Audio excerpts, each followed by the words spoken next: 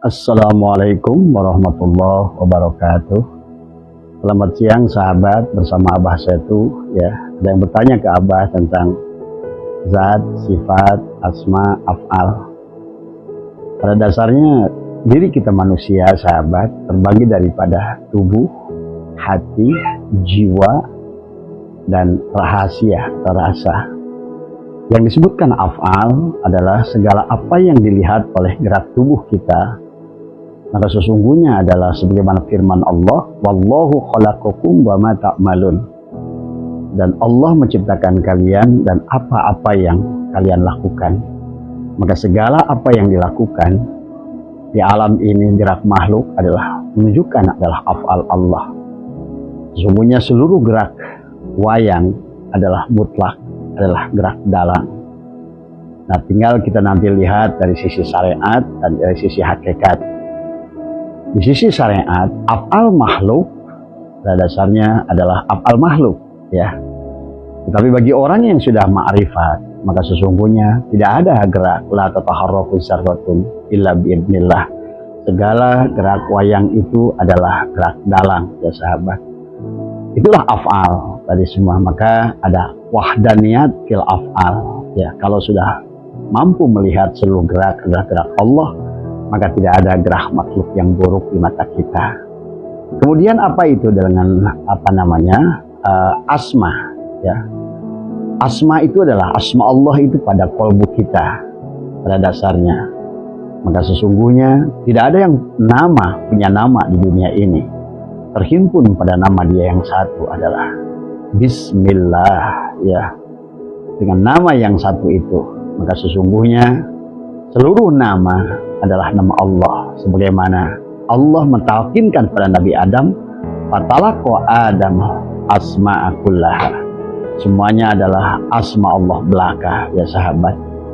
Kemudian adapun sifat adalah sudah mulai menyaksikan bahwa sesungguhnya adalah hakikat jiwa kita atau ruh kita. Ruh kita itu sudah dikatakan oleh Allah, nafahtu fihi min ruhi.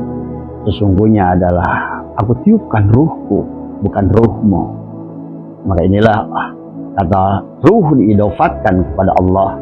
Saking pentingnya adalah tentang ternyata adalah sifatlah atau ruhlah atau jiwalah yang menghidupkan hati, dan hatilah yang menggerakkan batang tubuh. Tetapi tidak berhenti di ruh sahabat, karena sesungguhnya ruh sendiri tidak berdiri sendiri. Seluruh geraknya adalah gerak rahasia. Itulah yang disebut dengan zat. Maksud katakan, rahasiaku adalah zat Allah. Sementara ruhku adalah sifat Allah. Sementara hatiku adalah asma Allah. Sedangkan tubuhku adalah af'al Allah. Atau sama saja sahabat, kita bisa melihat zat itu adalah kapas. Sifat itu adalah benang. Kemudian asma itu adalah kain, dan af'al adalah baju. Maka disitulah ada wahdatul wujud, ada wahdatul syuhud. Maka tinggal kita di situ.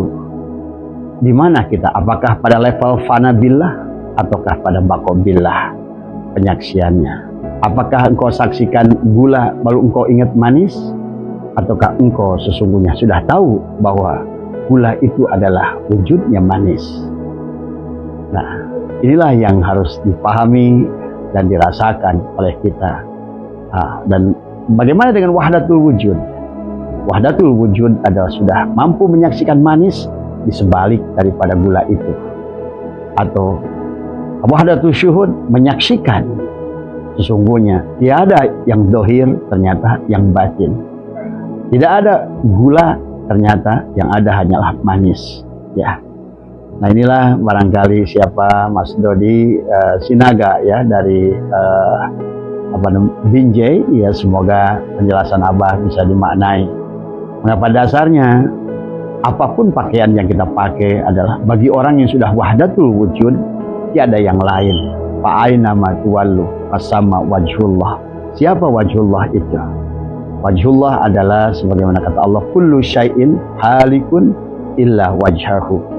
Kullu syai'in, segala sesuatu Apakah itu baju, apakah itu jaket, apakah itu kolor, apapun dia. Bagi orang yang sudah sampai kepada menyaksikan yang hakikatnya, maka sesungguhnya nampaklah segalanya adalah kapas belaka. Tapi kita tidak boleh menyebutnya adalah kapas. Pada saat ditanya kepada baju, siapa dirimu? Maka kau harus jawab, aku baju. Tetapi hatimu menegaskan, sesungguhnya tiada lain, aku adalah semuanya hanyalah kapas yang berwujud pada baju. Ya sahabat. Nah, pada dasarnya sama. Maka di situ ada tanajul, ada tarkib. Secara tanajul bagaimana kita datang? Datang menjadi baju, maka kita harus kenali siapa aku ini baju. Sesungguhnya sebenarnya baju adalah kain. Kemudian tenggelamkan lagi ke dalam, dan sebenarnya kain adalah benang. Tenggelamkan lagi ke dalam, sebenarnya benang adalah kapas. Ya. Maka kita sudah mampu adalah untuk tarki. Sementara tadi adalah waktu tanajul, aku adalah kapas yang tajali menjadi benang, tajali menjadi kain, dan tajali menjadi baju. Maka kemanapun kau hadapkan sekarang pada seluruh apapun wujudnya dari kapas tadi, kemanapun aku hadapkan, hanyalah aku melihat lautan kapas semata-mata. Yang wujud, yang nyata, hanyalah kapas semata-mata. Nah inilah sahabat ya tentang zat, sifat, asma, af'al. Maka disitulah wal awal, dia yang awal adalah kapas. Wal akhir, dan dia pun yang akhir harus kapas. Wal dohir, yang dohir harus kapas. Dan wal batin adalah kapas. Ya, terapkan pada dirimu. Pada dasarnya adalah inilah kenapa kita harus memiliki ilmu 4 lapis. Syariat untuk tubuhmu, thariqat untuk hatimu, hakikat adalah untuk jiwamu, dan ma'rifat adalah untuk sirmu, rahasiamu. Allah itu dikatakan wujud karena memang dia ada dan dia nyata, bahkan dia lebih nyata daripada segala apa yang diwujudkannya. Mana mungkin bayangan lebih nyata daripada pokoknya. Maka inilah harus dipahami oleh sahabat ya. Siapa yang sudah mampu lebur di sana, maka Allah itulah yang nyata. Maka Allah ingatkan, faman kana fi hadil a'ma bahwa fil akhirati a'ma wa dhallu sabila.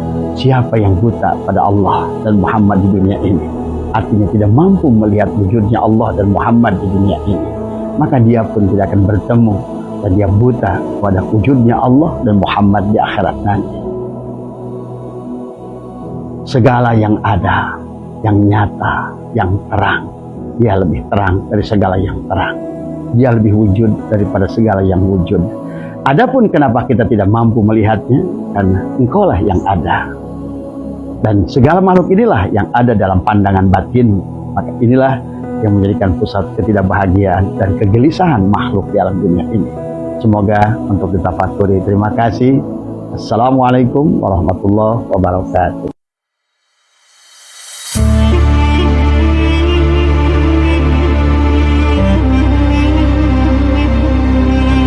Rasul, dan berkata Nabi Muhammad, ya Rabbi, ya Tuhanku, inna qaumi takhadu hadal Qur'ana ma'zura.